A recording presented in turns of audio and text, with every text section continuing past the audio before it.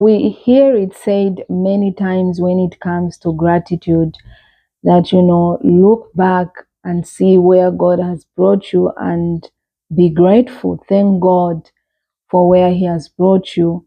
And sometimes that may mean look back on your past and find something to be grateful for, something that God did in the past that you can be grateful for, simply because perhaps you are in a season right now that it's a hard season and you can't find anything to be grateful for. It's hard. Times are hard.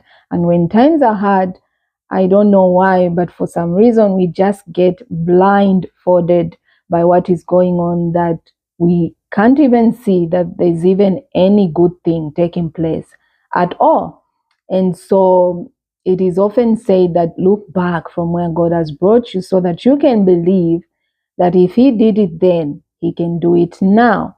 But what I have discovered is that sometimes it's not always easy to look back on your past and find something to be grateful for, simply because sometimes looking back on your past may mean looking back on your trauma, on your pain, on your past pain, past disappointments. And so it's not always easy to look back on that past and find something to be grateful for. I know that for myself, for a long time, I would hear people say, look back on your past, find something to be grateful for. Well, there was a time when I couldn't do that, because for me, I just believed that there was nothing in my past to be grateful for, because my past was just full of, bad experiences, trauma, pain, and dysfunction, abuse. And so I couldn't look back on it to find anything to be grateful for. And I just thought, well, they must be talking about people that have good experiences in their past. That's not me. And it had to take me going through healing and God just helping me. And I discovered that, well, like specifically, for an example, there was a time of my life that specifically stood out for me, that really impacted my life, because of the things that took place really impacted me even into my childhood. And that time was, even impacted me into my adulthood. So that time was, a time of my teenage years, growing up. There was a lot of pain growing up that I experienced, a lot of trauma, abuse. And so that time of my life really, really had a great impact on my life, even into my adulthood. And so because of that, I just, I somehow just buried the good experiences. I buried the good things, the precious things that I know God did around that time of my life. I tied them together with the trauma that I experienced at that time. And so I just now had this notion that nothing good happened in my life at that time. That was my notion, and that was what I just believed for a long time. I think it was just because of the impact of the trauma that I experienced, the impact of the bad experiences. And like I said, it had to take God healing me and helping me to actually look back. And I discovered that even though at the time that I was, as a teenager growing up, at the time that I was having all these trauma and bad experiences and all kinds of things happening, at the same time, there were good things that were taking place in my life. Some of my most treasured, precious memories actually come from that time of my life. I have now had to discover that actually it was at the same time that I had the most, I enjoyed my life the most, I can say, at that time. And I had to discover that actually God really made ways for me to enjoy my life, still have good experiences in my life, even though I was having these other bad experiences. At the same time, God gave me some of the most wonderful friends. There were people around me, even just within my family, that were caring and loving. There were people in the neighborhood that you get around them, elders in the neighborhood, you get around them and they just fill you with hope and optimism. I had friends, wonderful friends. And so I was, alive. I was fully myself at school. I had wonderful teachers, wonderful friends. And so I was having a good experience as well, at the same time that I was having all this trauma going on and abuse and bad experiences. I was having a great time. And there were these precious memories that I was having and enjoying at the same time. But for a long time, I had just focused on one thing. Like I said, perhaps it was because of the impact of the trauma. I don't know. But for a long time, I just tied the good experiences with the bad ones, and I just allowed the trauma to overshadow the good things.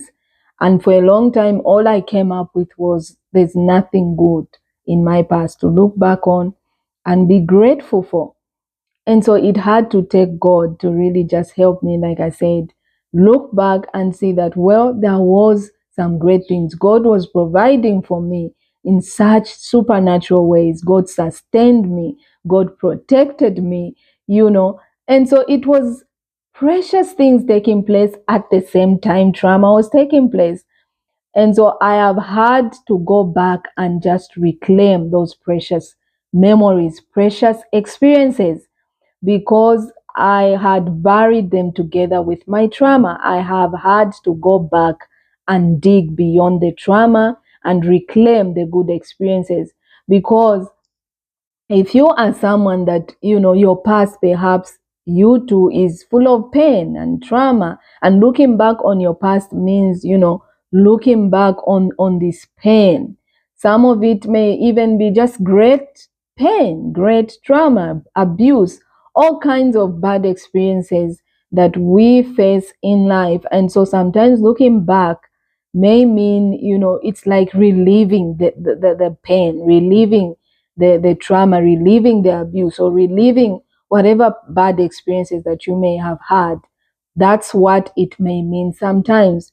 But I just want to encourage you that, don't allow whatever bad experiences, no matter how bad, don't allow that trauma to steal even the good experiences that I know for a fact they are there. They are good experiences in the midst of whatever trial, whatever pain, whatever challenge, whatever, even abuse, whatever it is. I'm not saying from the abuser, but there's always something around your life that is, it may even be small or little, but there's something good that you can look for that did take place at that time, that you can reclaim and use that as a reference point for your future, or for your past to be grateful for. You can redig that and hold on to it as your testimony to look back on and say, well, I can also look back on my past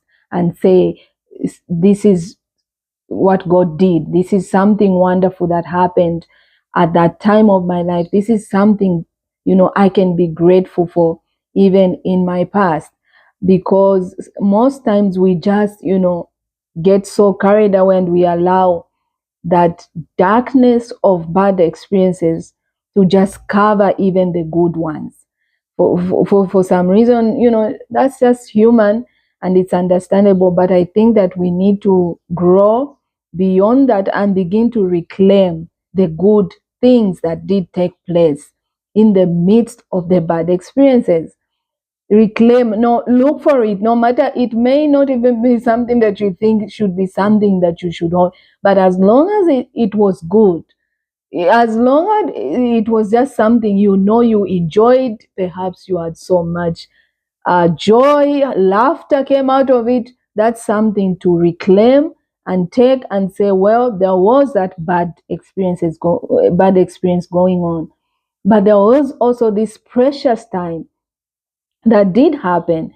And it's those things that God will usually use. God will be working in that way, Those are the little blessings. They are small blessings, even in the midst of trauma, in the midst of pain. And so you need to reclaim that. Don't bury the good experiences along with the bad ones. And then you have no testimony at all. You have no reference point if you do that. When everybody is saying, let's look back on our past and find something to be grateful for and see where God has brought us. For you, if you bury the good experiences along with the bad ones, you won't have a reference point. In other words, you will not have a testimony to look back on. God commanded Joshua when they were about to cross the river Jordan into Jericho, into the promised land. He said, tell the Israelites to pick up stones. And when they enter into the promised land, they are to set up those stones as pillars that they serve as a memorial for where they are coming from and what God had done in their lives. And so it's the same one with us. Don't throw away the good experiences just because you've had bad experiences. You need to keep those, reclaim them. They are your testimony. They are your pillar. They are your reference point of God's goodness, God's faithfulness in the midst of pain, in the midst of trials. They are your testimony, your reference point for current circumstances and even in future circumstances. You use those as your reference point, as your testimony to say, well, I look back and this is what God has done.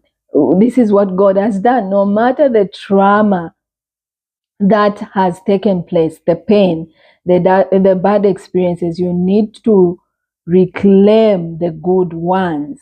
Take those out, redig them, separate them from the bad experiences, and keep them as a pillar of testimony for your present circumstances, for your future circumstances, that if you find yourself in another, hard seasons, because they'll keep coming as long as you're alive, you are going to have a reference point.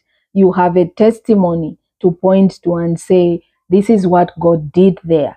But if you allow trauma, you allow pain, you allow, the bitterness and the grief of whatever pain has been caused you, if you allow that to steal and take away even the good experiences, the good things, the precious memories, you are going to have no reference point. You will have no testimony. And for you, you may now end up with thinking that, well, there's nothing good that God has done. There's nothing I can see. When in fact, there is. It's just that you have allowed trauma to overshadow even the good experiences. You have allowed pain to overshadow the good experiences. And so don't do that. It reminds me of how God, over and over, as the Israelites were moving through into the wilderness to go into the promised land, God would insist from point to point on their journey. God always insisted and commanded them not to forget the miracles, not to forget the manna, not to forget the water they had drunk from the rock, not to forget how God had performed the miracles and the wonders, and how God had brought them out of Egypt. God insisted over and over until even when they had entered into the promised land, he would always send prophets to remind them. Why? Why was God so insistent that they don't forget, that they hold on to the good things? God was insisting because, as they were going through the wilderness, it wasn't all rosy. It wasn't, they were not walking on a bed of roses or on grass, on green grass. That was a tough journey. It was a testing. The Bible calls it, they were being tested in the wilderness. So there were some, tough things going on there. It was not an easy journey into the promised land. But parallel to that, God was performing these wonderful miracles. He was doing these wonderful, precious things amongst them, parallel and at the same time that they were going through it. It wasn't easy. And so God, though, insisted because he knew that it's easy that when you go through, such pain, and search through hard seasons, it's easy because the hard stuff seems to swallow. I don't know, it always seems greater. And we see, even as we read that story, there were people among them that actually just allowed the challenges of the wilderness to just overshadow everything. And that's all they focused on. That's all they knew. They just focused on, no, there's nothing good here, it's all bad. And they were not seeing the miracles, the manna. They were not seeing how God miraculously provided manna, water from the rock, and all those other miracles kept them, sustained them. And so it's easy even for us to do that, that you can look back on your life and in your past, because there have been all these sometimes. It seems like for the Israelites it was like 40 years, and there are seasons like that where it's a long period of time, it's years. I know for myself, part of my years of difficulty, years of just, pain, you think, you almost attempted to think this is just the way my life is going to be forever, because of how long sometimes a difficult season may last. It's years. And so because of that, you are going through this difficult time over, sometimes it seems like over and over, for a period of years. And you may end up being tempted to make that your testimony and think this is just all there is to my story, to my life. And sometimes you may even come out of that and then think, well, that part of my life, all that happened was bad. And so that is the reason why God was insisting that they pay attention to the things that He was doing. They pay attention to the miracles, and they hold to those and take those as pillars. He would tell them, keep them in the front of your eyes, keep them before your lips, tie them around your neck, tie them around your wrist. Remember why? Because God did not want them to lose their testimony, to lose their reference point. He knew there was going to come a time again when they would need to look back and use that as a reference point to say, God did that there for us, He can still do it for us over here. And so it's the same way for us. We need to make sure that we don't lose our testimony to trauma. Don't lose the good things that God is doing to trauma. Don't allow the pain and the darkness and the bad experiences that may have gone on around in your life to overshadow and swallow the good stuff, the testimony that you need as your reference point moving forward. You need to keep and reclaim the seemingly even insignificant things, no matter how small. Go beyond your trauma, dig beyond your trauma, and see what is it that God may have done, even in the midst of whatever pain or trauma that was going on. Parallel to that, what is it? What was it that God was doing? What can you see that God may have done, no matter how small or little? Look for something. If you find something, which you will, no matter how small, you need to claim that. You need to hold on to it. It is your testimony that you can use even moving forward. You too can have a reference point and say, well, I look back on my past. This is what God did then. He can do it now. And you can now be grateful. You can be grateful to say, I'm grateful God did that then. And if He did it then, He can do it now. And that way, when you find yourself in a hard season, you can, have gratitude. Perhaps there's nothing you find presently, but you can be grateful for where God has brought you. You are grateful. And then that gratitude, that praise, is what will cause you actually to even believe that even over here, God will do it for me. And so, yeah, that is, I think, that what we can do. We need to hold on to that testimony, hold on to your pillar of good experiences and don't throw them away along with the trauma.